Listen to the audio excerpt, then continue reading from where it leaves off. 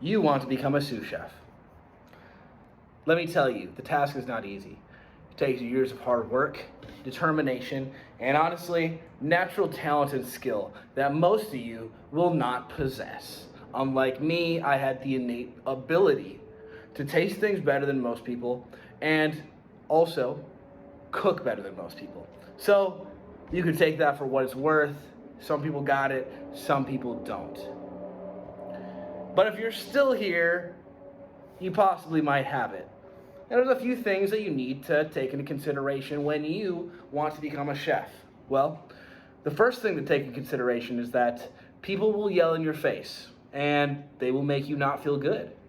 They'll tell you you are meaningless to this operation and there's no point in you showing up every day. Please do us all a favor and don't come back. These are things that people will tell you, and you need it to roll off your shoulders. What I'm really trying to say is you need to have a thick skin, thick enough that you won't get burnt, or burnt by the words that people are telling you. So, and if this hasn't already deterred you, you haven't left this video thinking I'm never gonna do this ever, well, then you, my friend, are in luck. So first of all, most things that I get asked right off the bat is culinary school worth it? And to that, I would say it's 100% not worth it. Everything you learn in a kitchen can be learned, let's just say, right on the job. I mean, it'll literally get pounded into your skull, whether you want it or not.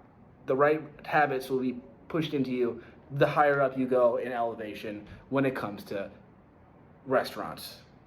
And by elevation, I mean of restaurants. Really what I'm talking about is Michelin star restaurants, fine dining establishments, compared to your local Chipotle or Subway. Those would be garbage.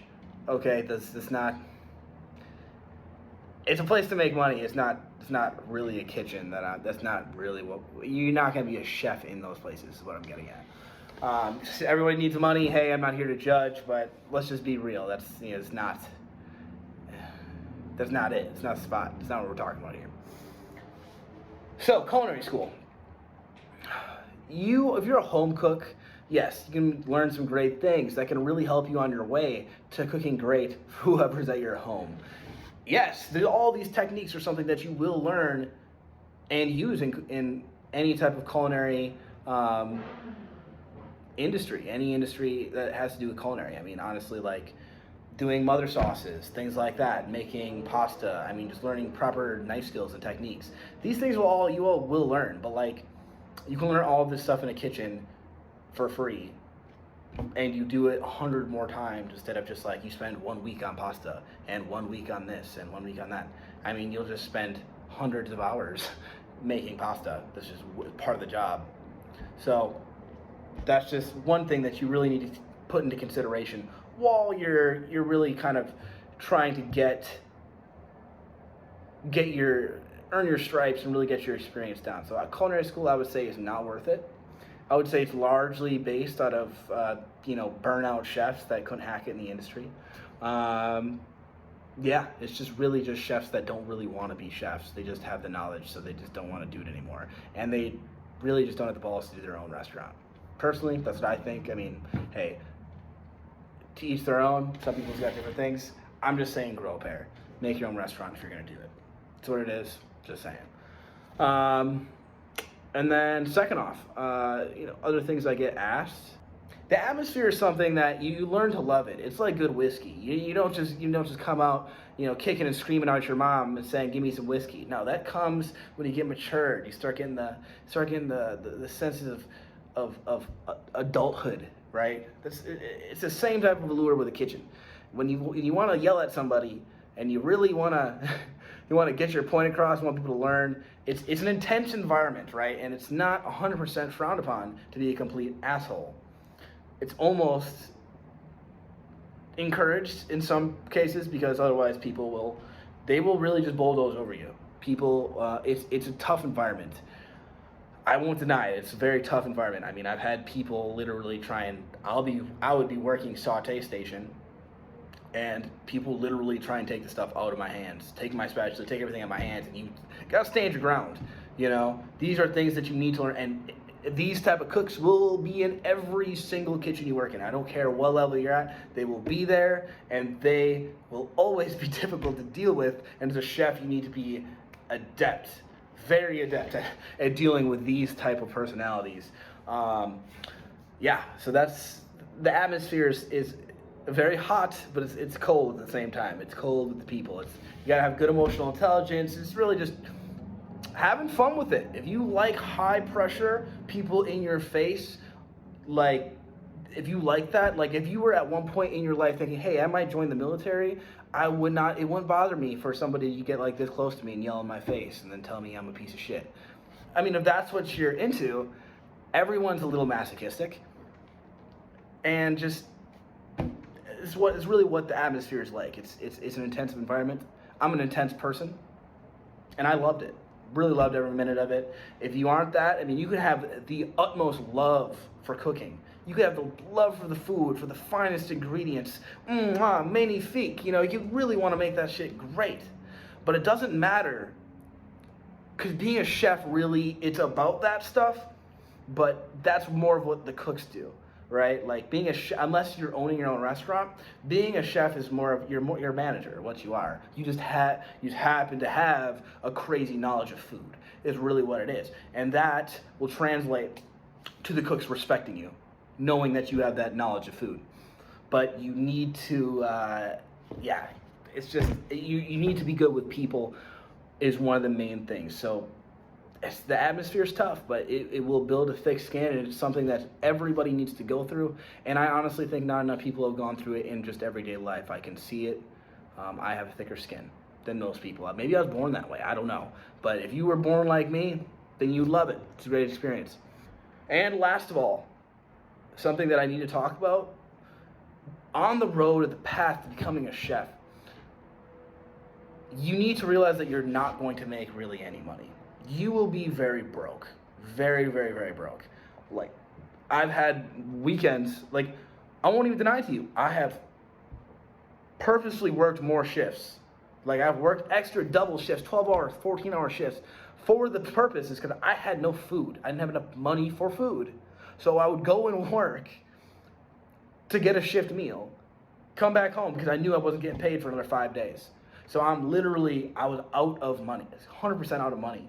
And these are the type of things that you will deal with coming up, because you don't have the knowledge. Like, they're not paying you for your knowledge. You're literally extracting the knowledge from them so you can become a chef. So on the come up, you will basically make no money. That's just a fact. And actually, it might happen multiple times in your career. So like for me, for instance, I worked at like chain restaurants, right? I worked at these chain restaurants and I wanted to come up. So I went to culinary school, right? And I thought that I was gonna be, I'm gonna be a chef. Blew my mind when I got out and they were paying me less money than I was getting paid at my corporate job, which I was getting paid $15 an hour. And I was working literally 12-hour shifts, getting done at like 1:30 in the morning. I was making no money at all. It was so broke. I had no money to even eat, really. Barely even enough money. Like, I was living in cities where my rent was $1,200 a month and I'm making $13 an hour. It's like, I'm not even making enough money to pay for my rent. I'm late every single month, right? This is what you're gonna deal with on the come up. If you really love it though, it's a labor of love. It's a labor of love. You gotta love it more than you like being, comfortable. So after I got out of culinary school, I made $13 an hour. And I thought I was gonna make a lot more, but that is not the case. I was getting paid in fine dining experience. It's really what they called it. I was shucking oysters, stabbing my hand with this oyster knife that I had no idea how to use. I'm just like literally stabbing my hand. Like cutting onions, and I was taking like gashes out of my fingers and stuff with like this mandolin thing that it's like it's like a mousetrap for your fingers that cuts them off.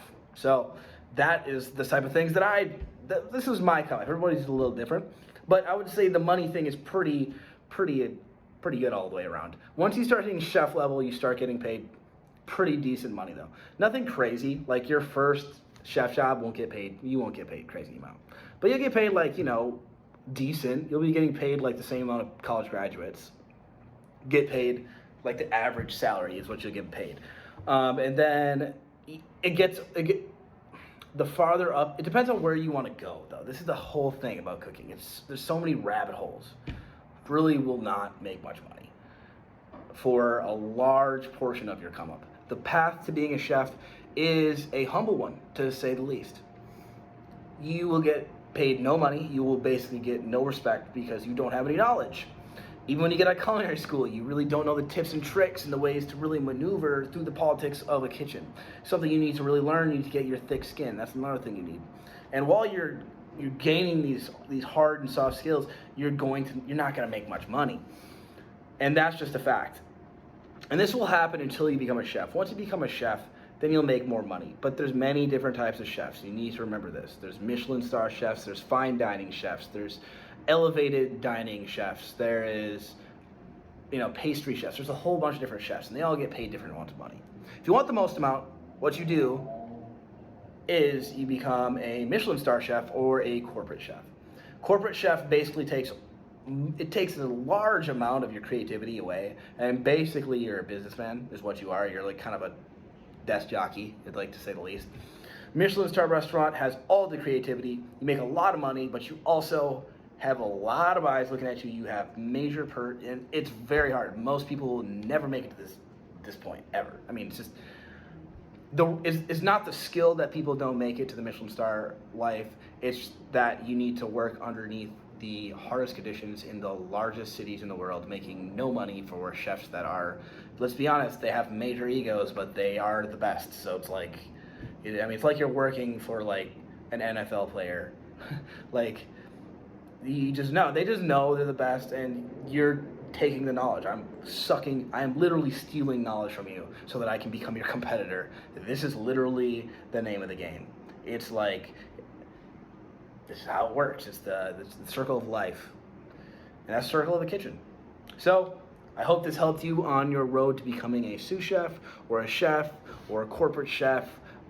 Any road that you want to get down, I just want to give it to you straight and really give you the things that I wish I knew on my come up, things I wish that people told me that they never did, and I don't even think people knew to tell me.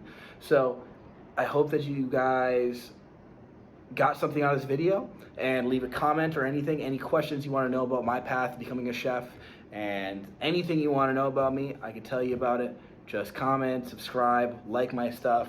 I'm on Twitter, I'm on Instagram, everything under Robert Peralta Official. I will see you guys in the next video. Thank you.